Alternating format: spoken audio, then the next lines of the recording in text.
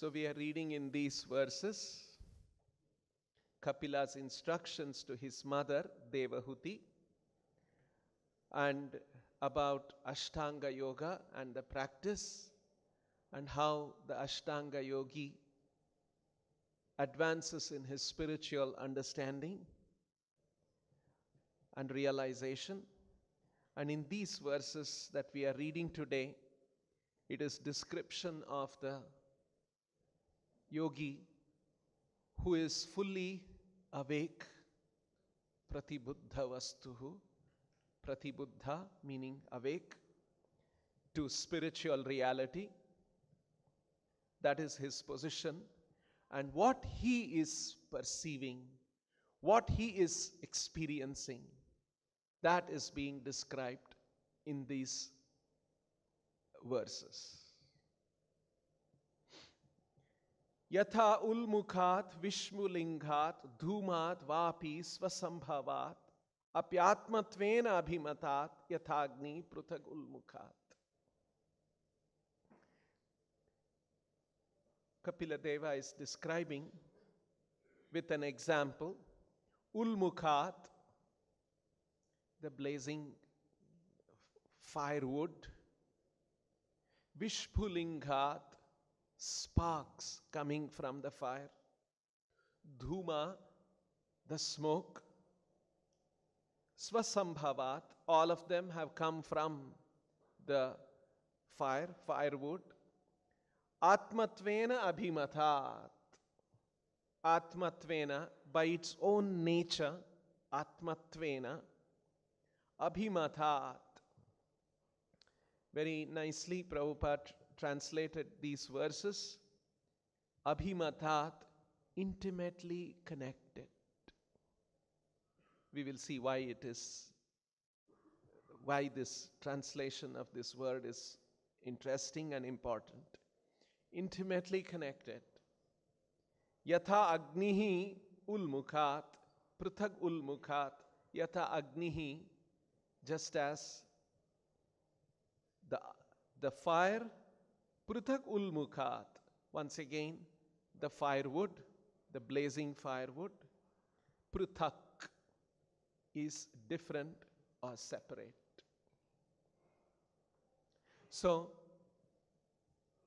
there is the difference, pruthak, the fire, the firewood, the sparks, the smoke, and the fire, they are all pruthak, they are different, but abhimatat, they are also intimately connected.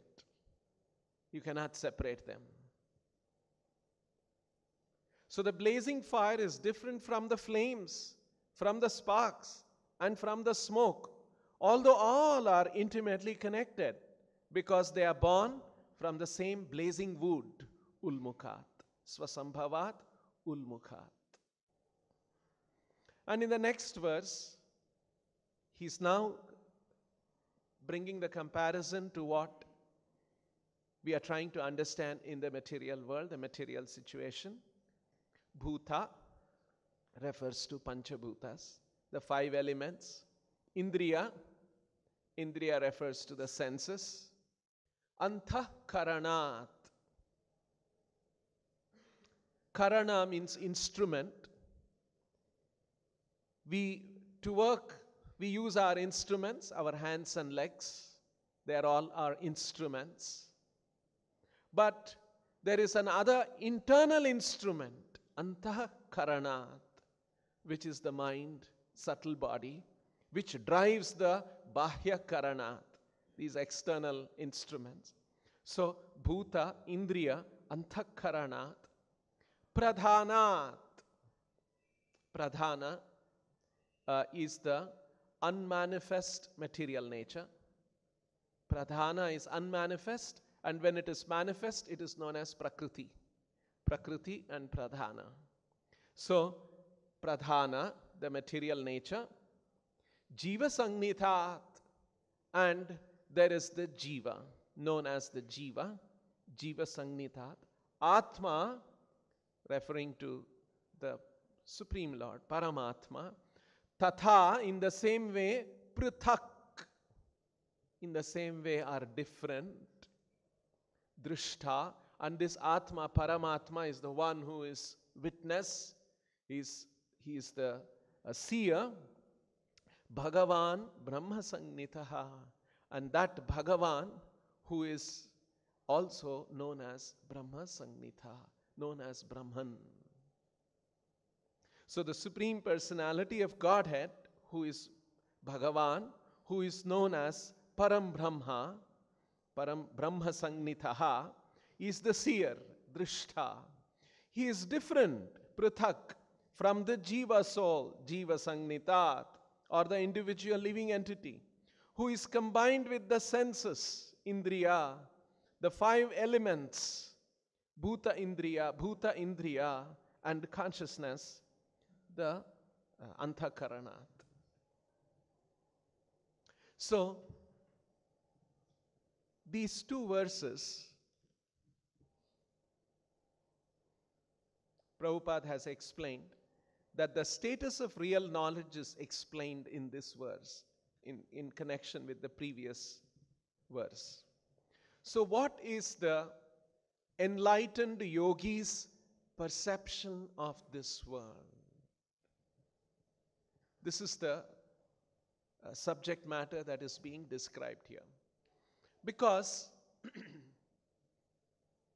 from our simple day-to-day experience also, we know that we are all living entities, conscious, each one of us individual, some of us human and some subhuman. And there is Prakriti, this material nature, and there is the controller of both. Because we know everything is not in our control. But at the same time, we see there is order, pattern, design, beauty. So there is someone who has brought this order and control, who is in control. So these are the 3 distinct facts. The living entities, Jiva, material nature, Prakriti, and the controller of both, Paramatma or Brahma or Ishvara, Brahman or Ishvara.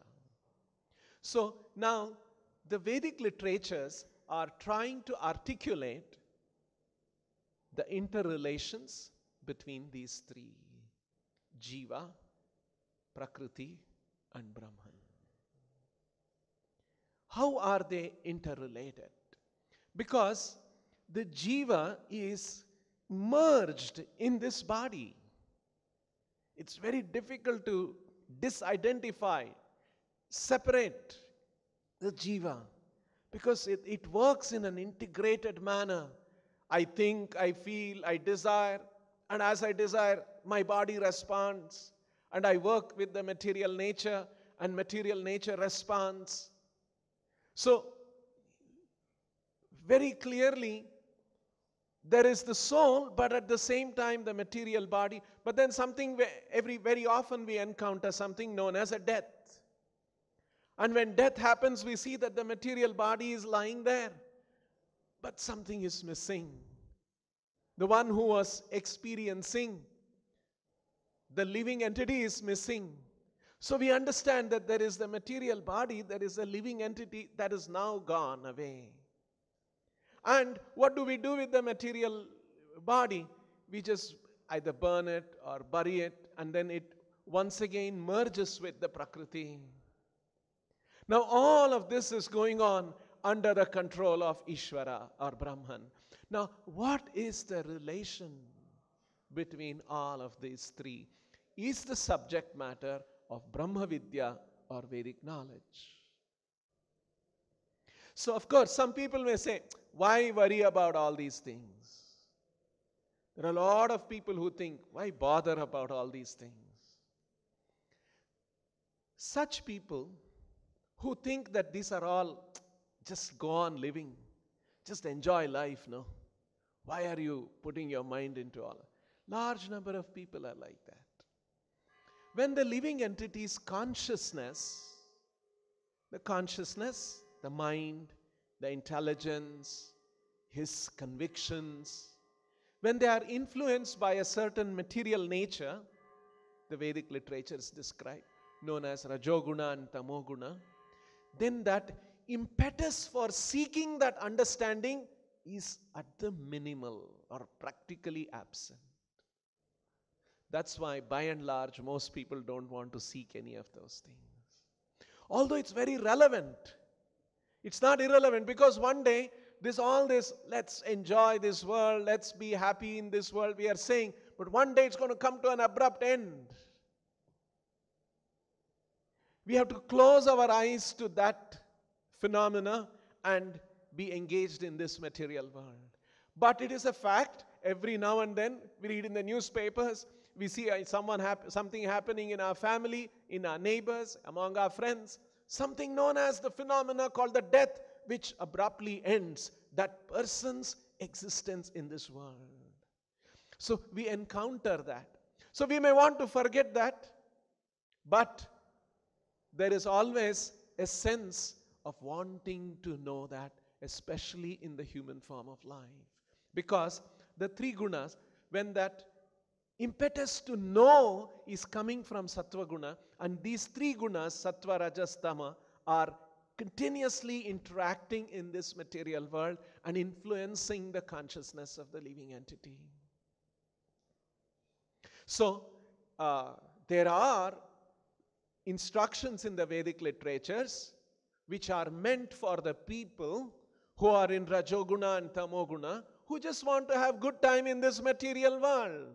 And that portion of the Vedic literature is known as the Karma Kanda Vedic literature, which gives direction how you can have good life in this world. But when we follow the Karma Kanda portion of the Vedic literature, there is a possibility of the Sattva Guna gradually getting more and more influencing and seeking this understanding. What is this world all about? And when that seeking becomes more intense, the Vedic literatures provide more information about what this world is, what the nature of the material world is. And those portions of the Vedic literatures gradually elevate from the Karma Kanda to Jnana Kanda to Upasana Kanda to the highest understanding. This is the scheme of things in the Vedic knowledge, in the Vedic literatures. And now let us see what the Jnana Kanda and the Upasana Kanda portions of the Vedic literature. We have understood that, yes, the material world is temporary. Our existence in the material world is temporary. We have to seek knowledge. We have to seek an understanding of this world. We can't just be thinking, let me just enjoy and let me forget about all these hard realities of life. That's more or less the thinking of an animal. Animal does not think, one day I'm going to die. What about that? The animal just is responding to immediate available stimulus and is responding and is looking for enjoyment. That's animal life. So as human beings, our consciousness is much more evolved. So we must seek knowledge and try to understand what is going on here in this world. Then the Vedic literatures help us and encourage us to understand. And when the Vedic literatures are providing this information, there is a lot. This Vedic knowledge is very profound, very vast. And all of this Vedic knowledge is systematically explained. Now, for us to understand this, the Acharyas have come up with various explanations about this. So, the description of Brahman. So, Ishvara, there is Jiva, Prakriti and Ishvara, or Jiva, Prakriti and Brahman. These are the three truths that is experienced in this material world, and the Vedic literatures are trying to explain the interrelations. Now, in the Vedic literatures, one of the concepts about Brahman that is described is Ekam Evadvitiyam Brahma. That Brahman, that supreme truth is known as Brahman, is Ekam Eva Dvitiyam. This is the famous statement in the Chandogya Upanishad. And it says that that Brahman is one. Ekam Eva Dvitiyam, and Advitiyam, one without a second. So that absolute truth, Brahman is one. Ekam Eva Dvitiyam Brahma. And also there are many other places in the Vedic literatures description about that Ekam Brahma. And one of the descriptions is that it is avikaravat, which means avikara. It does not undergo vikara. Vikara means transformations. It does not undergo any there are no changes, avikara. If you remember the verses from the Bhagavatam, Dhruva Maharaj's prayers, which we chant sometimes, Tad Brahma Vishwa Bhavam Ekam Anantam Adyam Anandamatram Avikaram Aham Prapadye. It's referring to Tad Brahma Vishwa Bhavam Ekam Anantam Adyam Anandamatram Avikaram. So Avikaravat, not changing, is one of the attributes of Brahman. Another word that is used to describe Brahman is Kutastha, means fixed, unchanging. Another word is Achalam, immovable, will not change from its position as Brahman, meaning does not undergo changes. Another word is Aksharam, means does not alter, immutable. Akshara, Kshara, it does not change. Avyaya, again, does not diminish. So these are all the descriptions of Brahman in the Vedic literatures. Brahman is avikaravat, akshara, kutastha, avyaya. So he is not, Brahman does not change. So now here we have a situation. There is Brahman, and we see that there are living entities, Jiva, and there is Prakriti, and there is Brahman. So how do we explain this? So one explanation given by the Acharyas, by many sages and Acharyas, headed by Shankaracharya, is what is known as Advaitavada, or it's more specifically known as Kevala Advaitavada, or absolute monism, oneness. Because Brahman is one, Brahman is unchanging, Brahman is immovable, Brahman is immutable, and we see living entities and Prakriti. How do we explain this? And there are also statements in the Vedic literature that says, Aham Brahmasmi. So that means we, all of us living entities, we are thinking we are living entities, but actually we are that Brahman. And this material nature we are seeing, it is actually we are experiencing this, but Brahman is Ekam. And so this material nature also does not actually exist. This is all a Vivartavada. This is a Vivarta. This is all an illusion. My existence as an individual is an illusion, and this material world's existence as I perceive is also an illusion. Aham Brahmasmi, Brahma Satya, Jagan Mithya. This is the conclusion of one school of thought known as Kevala Advaita, which was popularized by Shankaracharya. So this says that your experience of an individuality is an illusion. You are actually that Brahman.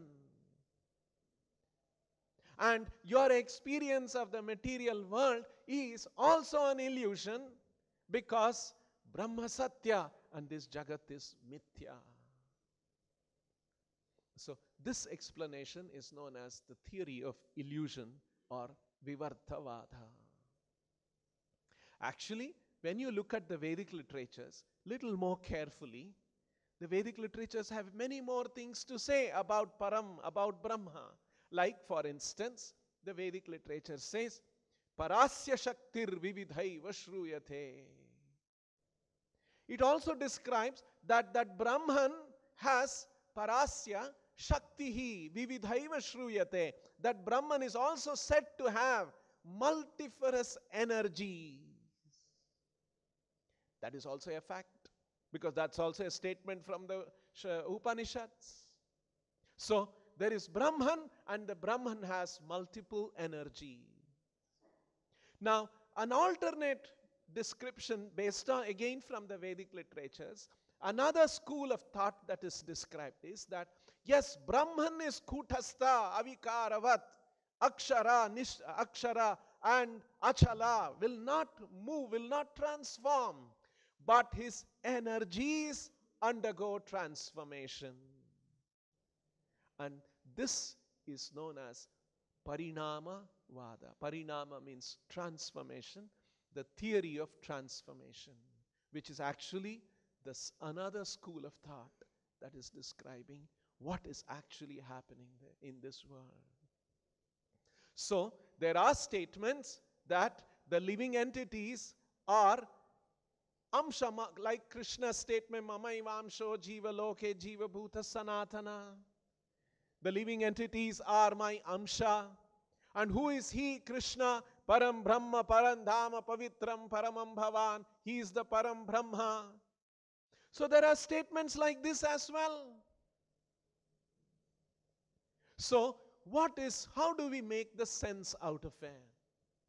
So Parinamavada says that yes, Brahman does not undergo transformation, but Brahman has energies, and the energies undergo transformation. And one of the energies is Jiva Shakti, another energy is the Prakriti Shakti. And Krishna explains that in the Bhagavad Gita too. Apare mitastva anyam prakritim vidhi me param jiva bhuta mahabaho yayedham dharyate jagat.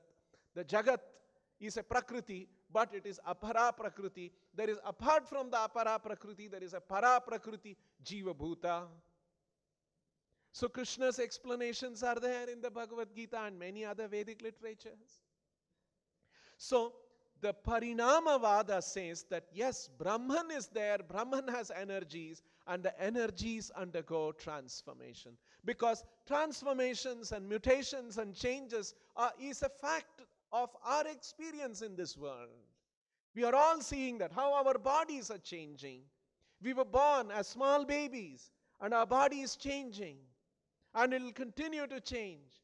And we see the material world undergoing changes. So Vikara is a very much an established and a very visible reality. So how do we explain this? So if the Jiva we are the living entities, and an Amsha of Brahman, and the Prakriti is an Shakti of Brahman, these are undergoing changes. Then what is the relation between Jiva, Prakriti and Brahman? This articulation is what is being attempted in the Vedic literatures. So there are 4 other schools of thought that were developed by different acharyas, which are described by Srila Prabhupada here in the purport. And he's saying that these verses are describing that interrelation. The 4 principles of the Vaishnava philosophic doctrine. These are 4 principles of Vaishnava philosophic doctrine are being described in these 2 verses. Actually, the 3 verses, the one which we read previous day or previous verse also. Yatha putracha vittacha pruthanmarthya pratiyate apyatmatvena abhimathat deha purushastatha.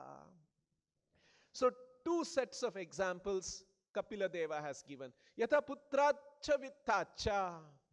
Just like the parents feel for their children and for their wealth. What do they feel?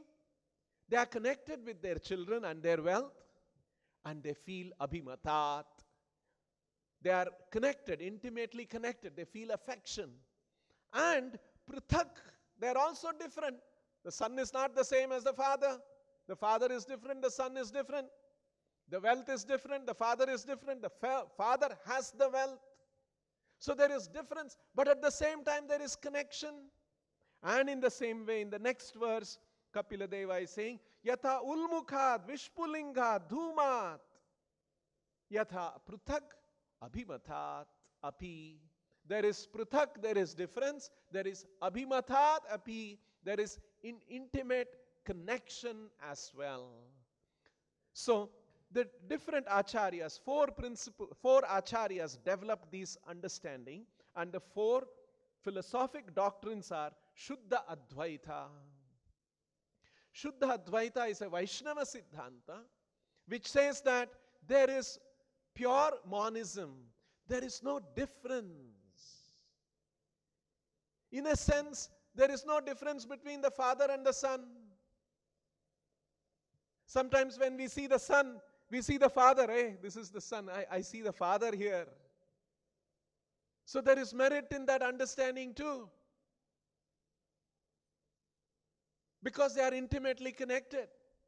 So there is Shuddha Advaita is a Vaishnava Siddhanta which recognizes Advaita, there is oneness, but at the same time there is the Jiva is subordinate to the Lord.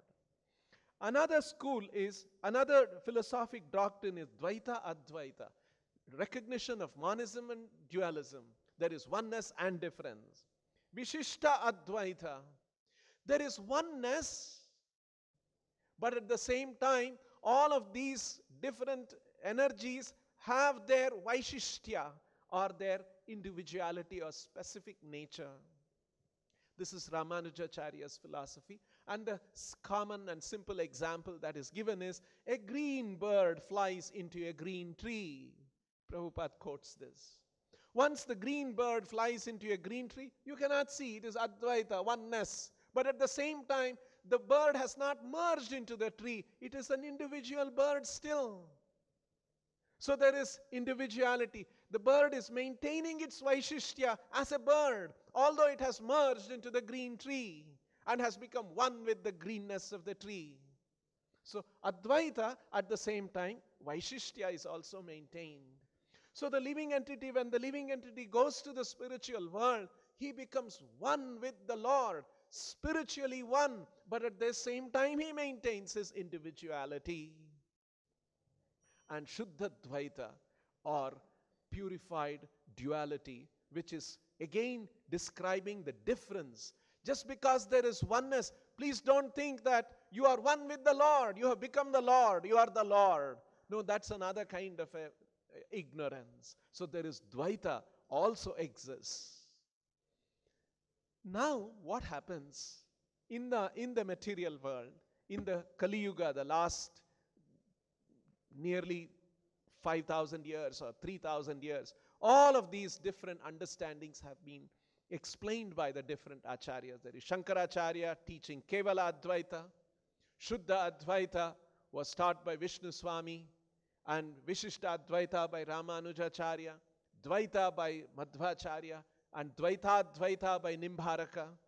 So these are all the different acharyas who came and tried to explain all of this, based on the Vedic literatures, trying to explain the interrelation between Jiva, Prakriti and Brahman.